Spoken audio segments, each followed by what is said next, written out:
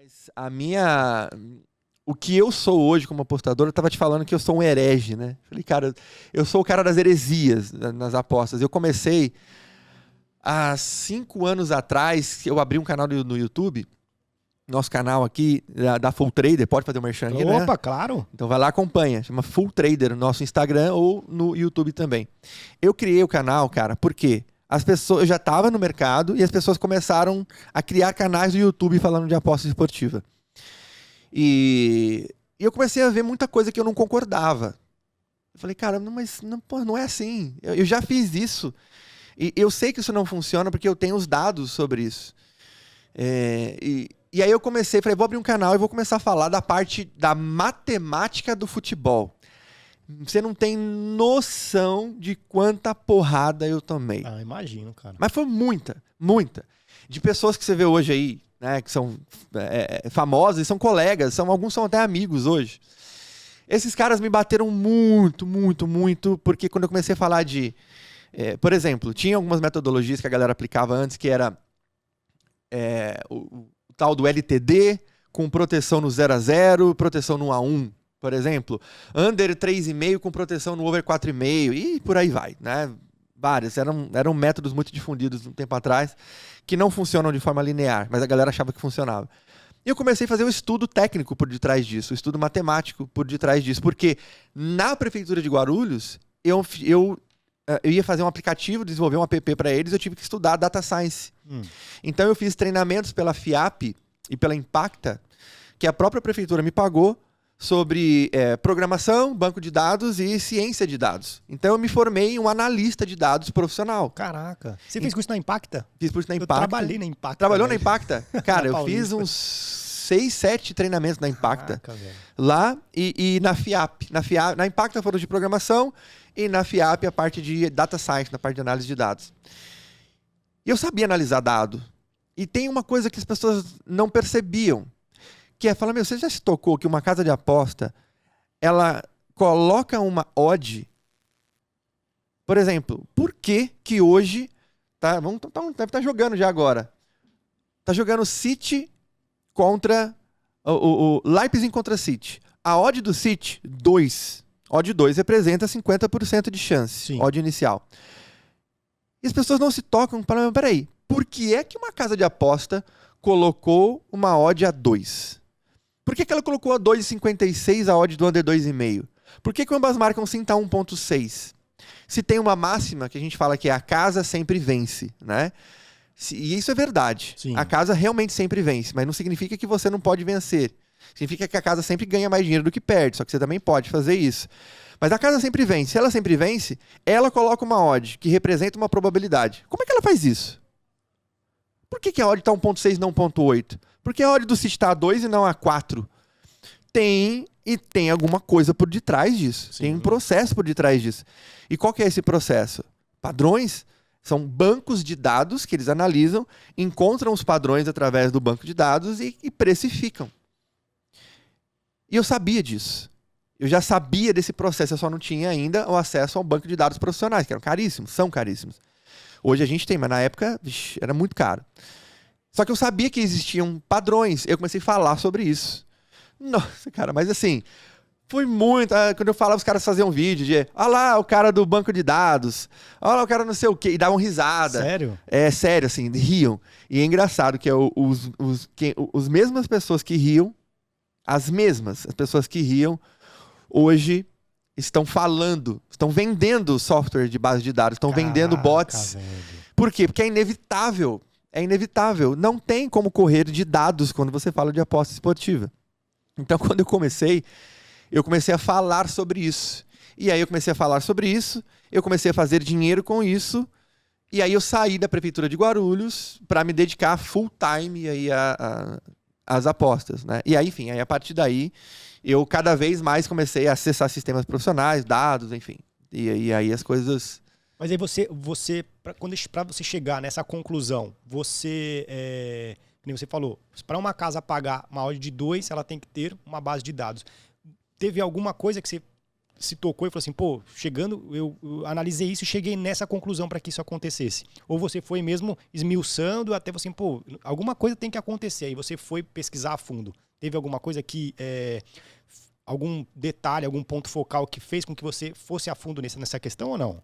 Sim, foi eu chamo isso de um momento de epifania, né? Aquele momento que você fala, caraca, se isso aqui for verdade, isso aqui é uma mina de ouro. Se for verdade, então é uma hipótese, né?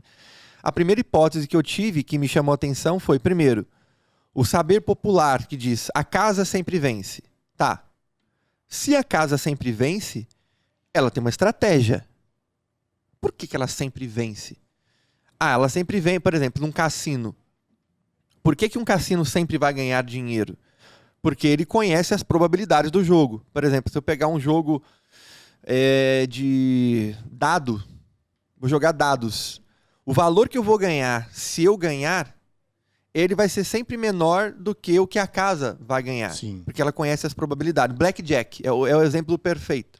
Num blackjack é você contra a casa, literalmente. É você contra o cassino.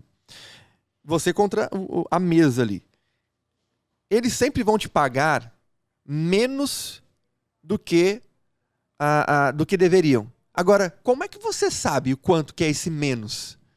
Como é que a casa sabe se a odd tem que estar 2, 1,80? Como é que ela se sustenta? Né? Exatamente, porque se ela sabe, se existe uma estratégia por detrás disso, é porque tem um padrão. Eu não sei ainda, eu não sabia naquela época qual que era o padrão. Eu não tinha banco de dados.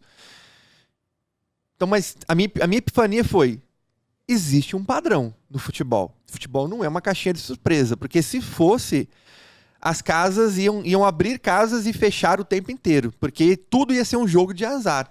Sabe qual que é a diferença? As pessoas me perguntam a diferença de um jogo de azar para aposta esportiva profissional. Eu digo profissional porque 97% das pessoas encaram a aposta esportiva como jogo de azar e nem sabem disso. Como recreativo, né? Exato. Pega um jogo de bingo. Quando você vai jogar bingo, você não tem controle nenhum no bingo. Você recebe uma cartela aleatória. Você não escolhe a cartela. Você não pode escolher os números que vêm na sua cartela. Você pega uma cartela de forma aleatória. E aí vai ter um sorteio lá com as bolinhas, né, rolando ali com o número de forma aleatória também. Você não tem controle nenhum. Não tem um cara que é bom de bingo. Mas aquele cara é foda de... Não existe um cara bom de bingo. Não tem um curso de como ensinar a jogar bingo. Mano.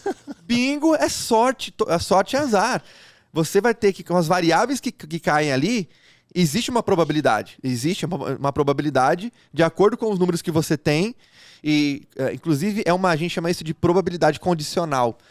Cada número que sai muda a probabilidade. Cada bolinha que sai ali do número novo do bingo alteram as probabilidades. Ou seja, a nova probabilidade de sair o número 22 que eu tô aqui muda de acordo com a próxima bolinha. Só que eu não tenho controle sobre ela. Eu não posso melhorar as minhas probabilidades, entende? É variável dentro da variável. Exato. Ou seja, um jogo de bingo é um jogo de azar. Ele é definido, é um jogo de azar. Não tem como, você não é um jogo estratégico, não é. Agora, como é que uma casa de aposta pode sempre ganhar mais dinheiro do que perder e não quebrar? Como é que ela pode colocar uma odd 1,80, 1,20 para outro, 1,70? Tem um padrão por detrás disso. Era uma hipótese. E aí eu precisava validar. E aí eu sozinho, cara, eu tenho essa planilha até hoje. Eu sozinho, na unha, anotei no Excel mais de 20 mil linhas. Caraca, velho. Com dados Mentira, a cada 3 minutos dos jogos de futebol. O que eu fazia?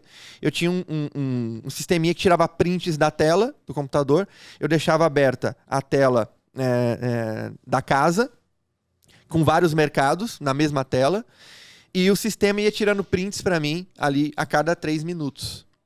E aí a cada 3 minutos eu tinha todas as odds da casa, e aí tinha depois a gravação do jogo que eu pegava. O que eu fazia? Eu assistia o jogo e eu colocava um padrão. Naquela época eu coloquei 4 padrões para under-over e 4 padrões para back-lay. O que era um padrão? Eu coloquei um nome para ele. Por exemplo, padrão 1, 2, 3, 4. O que era o 1 para mim? O padrão 1, por exemplo, time massacrando o adversário. Tipo, domínio total. Total. Mas esse padrão era meu. Não adianta você pegar esse padrão e tentar aplicar, porque você não sabe o que é o massacrando pra mim. Pra mim é uma coisa. Então eu precisava do meu padrão. Então eu colocava o padrão 1 é massacrando. O 2, o time tá muito bem, mas não tá no massacre absoluto como o padrão 1. Padrão 3, cara, tá mais ou menos ali, tá um pouquinho melhor do que o outro, mas... E jogo 4, jogo bosta. Jogo completamente bosta, jogo tá fraco, jogo tá ruim. Esses eram os padrões que eu tinha definido. Sim. A cada 3 minutos de jogo, eu lançava uma linha no Excel com o tempo do jogo, então quantos minutos estavam no jogo, o placar, a odd do back lay aos dois times, a odd do under-over 2,5, que era o meu mercado padrão, que eu anotava, e anotava este padrão. E tinha um outro padrão para under-over. Então eu colocava, o jogo tá agora padrão 1. Tá padrão 2, tá padrão 3, tá, enfim. E anotei isso. Mas foram mais de 20 mil linhas. Caraca, que eu anotei sozinho, na unha, no Excel, fazendo isso. Cara, não foram 20 mil jogos, foram 20 mil linhas. Ou seja, cada linha era um comportamento de 3 minutos. E agora eu tinha o trabalho de, será que isso valeu de alguma coisa? Imagina só. Eu não sabia se isso ia valer, eu não sabia. Eu tinha uma hipótese de que existia um padrão. Eu não tinha grana para acessar banco de dados, que eram caríssimos na época. Então eu falei, vou criar o meu próprio banco. Fiz isso e comecei a fazer as buscas no Excel. A primeira busca que eu fiz, eu achei que estava errada. Por quê? Porque ela deu certo. Qual que era a ideia? A minha hipótese. Eu acredito que jogos que estão na mesma faixa de odd, na mesma faixa, então, por exemplo, odds entre 1,80 e 2, odd média 1,90. Jogos que time da casa estão dentro dessa faixa de odd aqui e que estão com um comportamento tipo 1 e 2, ou seja, ou massacrando muito, ou muito bem no jogo, e jogos 0-0, ou seja, fui definindo variáveis que a probabilidade deles marcarem o primeiro gol era maior. E eu comecei a fazer essas buscas no Excel. Só que era uma pergunta, será que isso é verdade? Porque se não for verdade, tudo que eu tinha anotado ia pro lixo. E eu teria perdido um tempo imenso e não ia me servir de nada. A primeira busca que eu fiz, eu tive uma melhora de 22%. Eu nunca me esqueço desse número. Eu tive uma melhora de 22% na probabilidade. Aí eu achei que eu tinha feito a pesquisa errada. Porque se eu tivesse certo, eu tinha achado uma mina de ouro. Falei, velho, não. Você não acreditou? Não acreditei. De verdade, eu não acreditei. E aí eu falei, vou fazer outra. Aí eu comecei a fazer um monte de buscas diferentes, quebrando em blocos diferentes, várias. E todas as buscas que eu fiz, usando aqueles meus indicadores, né, que eu criei ali de leitura visual, todos eles me trouxeram melhora. Todos. Ao ponto de que por exemplo, jogos, eu tinha indicador para under-over, onde o A, que era A, B, C e D para under-over, o comportamento tipo A era um jogo com comportamento muito over. E o D, jogo bosta. E aí eu comecei a comparar se jogos onde eu anotava que estava com um comportamento tipo D, ou seja, que era um jogo fraco, mas que tinham odds de over, qual que era a probabilidade desse jogo terminar over 2,5, por exemplo. Tinha um ganho absurdo quando aquele comportamento tipo D acontecia. Caraca. Eu falei, cara, realmente tem um padrão. E eram obviedades pra mim. Falei, cara, isso aqui é óbvio. Tem que ser óbvio. Mas quanto mais óbvio, melhor. Quanto mais óbvio, melhor a tua variável. Isso é uma máxima da ciência de dados. Tem que ser óbvio a sua variável. Só que eu não sabia os padrões. Aí, enfim, eu entendi agora. Existem padrões. Aí eu fui verificar uma segunda coisa que era importante pra mim. Se as casas de apostas soubessem da mesma coisa que eu, não ia adiantar nada. O que adianta? Eu estudar, encontrar o padrão, e na hora que eu vou pro mercado, as casas sabem de tudo que eu sei, só que ela é quem manda, ela é quem coloca a odd. E aí? E aí não ia adiantar nada. Era como se eu soubesse, cara, um Jeep custa 80 mil reais. Pô, legal. Custa 80, então eu vou comprar um Jeep por 70 mil e vou vender por 80. Né? Negócio perfeito. Porque eu sei que ele custa 80. Só que na hora que eu vou comprar, não existe Jeep vendido por 70 mil. Então não adianta eu saber que ele custa 80 se não tem Jeep sendo vendido por 70 mil. Então eu queria saber o quanto que as casas de apostas eram eficientes. Eu fui no meu banco, no meu Excel, fiz a mesma busca. Qual que era a busca? Jogos onde a casa diz, por exemplo, odd média 2, onde eu tenho 50% de chance. Eu peguei todos os jogos que eu tinha anotados, onde a casa disse que eu tinha 50% de chance, e fui verificar no final quantos ela acertou. E aí eu falei, se ela acertou, se no final 50% desses jogos tiverem batido, aí eu vou ter certeza de que existem padrões. E aí, na hora que eu fiz a busca, bum, Bateu. 50, 51, 49,8. Odd 1, todas as faixas de odds que eu busquei, quando você analisa um grande volume de dados, a casa acertou. Em milhares de jogos. Fala, caraca! Ou seja, existe um padrão no futebol. É louco isso. Aí depois eu comecei a estudar isso. Tem tanto padrão no futebol que eu coloco em contrato, registro em cartório, tudo que eu tenho e dou. Para qualquer pessoa que duvidar do que eu vou dizer aqui. Em média, de 3 a 4% dos jogos sairão um gol no último minuto. Sério, Você cara? pode analisar os jogos passados, os jogos dos próximos 20 anos. Se não mudar a regra do futebol, se a regra continuar a mesma, de 3 a 4% dos jogos sairão pelo menos um gol no último minuto. Isso vai acontecer. É uma loucura isso, pensar, como assim isso vai acontecer? São dados, existe um padrão tão grande, e é por isso que as casas sabem. Dá uma olhada na odd, como é que tá a odd média no último minuto de jogo. 1,04. Por quê? Porque ela sabe qual que é o padrão esperado. Só que tem coisas que a gente pode fazer que é para conseguir extrair uma vantagem do mercado, enfim, aí que entra as metodologias lucrativas.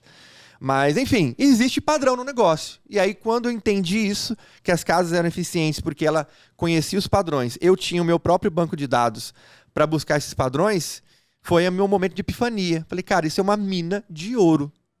Só que eu preciso de ter agilidade, eu preciso de mais dados. Foi quando eu comprei o meu primeiro banco profissional da Opta, paguei R$18 mil para acessar 8 torneios. 8 torneios. É muito caro, cara. Os dados são caros. Hoje a Full Trader gasta mais ou menos R$1.200.000 por ano só acessando dados para acessar a estrutura que a gente tem hoje. É muito caro. E é caro mesmo. E eu paguei 18 pau, cara. Nunca me esqueço. Falei com o meu agente lá, né, contei em contato com os caras, fiz um call. O cara, ó, quais torneios você quer? Falei, todos. Ele, tem certeza? Falei, por quê? Porque é caro. Você não quer só o brasileiro? Falei, não. Eu quero pelo menos uns 8. Falei, quero brasileiro, francês, italiano, Premier League, Championship, português. São os campeonatos que eu mais trabalhava.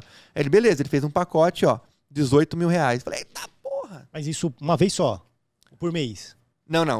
Se eu não me engano, foram por... Não foi um ano, acho que foram 8 meses de acesso. Porque era um pouquinho mais caro, aí eu tentei reduzir e ficou 18 pau. Mas acho que foram 8 meses de acesso. E depois já era, você não tem mais. Só que quando você acessa tudo, né, desses campeonatos. Enfim, é muita informação.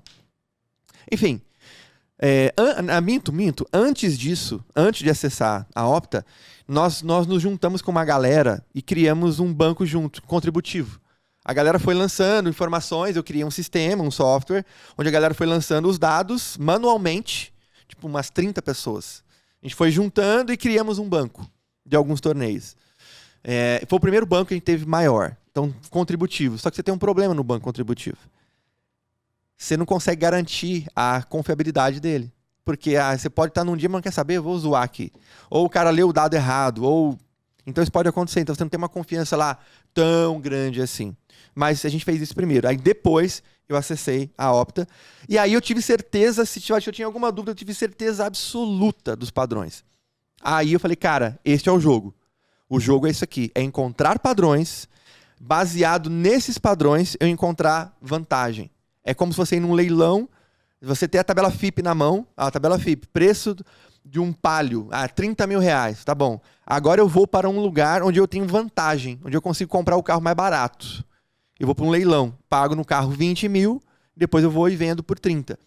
Então, eu encontrei este lugar, que é o leilão. Que pode ter gente que vai achar isso até um conflito ético, mas enfim, essa é a vida. O leilão são os amadores. Eu encontrei nos amadores o dinheiro. Por quê? Os amadores não têm ideia de padrões. Eles não fazem ideia. Você pode perguntar para um cara, qual que é a probabilidade de sair um gol nos primeiros 7 minutos de jogo, quando a odd do time da casa tá X, a odd do under tá 2,5 tá Y, papapá. Qual que é a probabilidade de sair do time da casa marcar um gol nos primeiros 7 minutos de jogo, por exemplo? Eles não fazem ideia. E como eles não fazem ideia, eles são manipulados por quem sabe. Por quê? É o leilão. É exatamente eu ir pro leilão e falar, ó, te pago 20 mil reais nesse carro aí.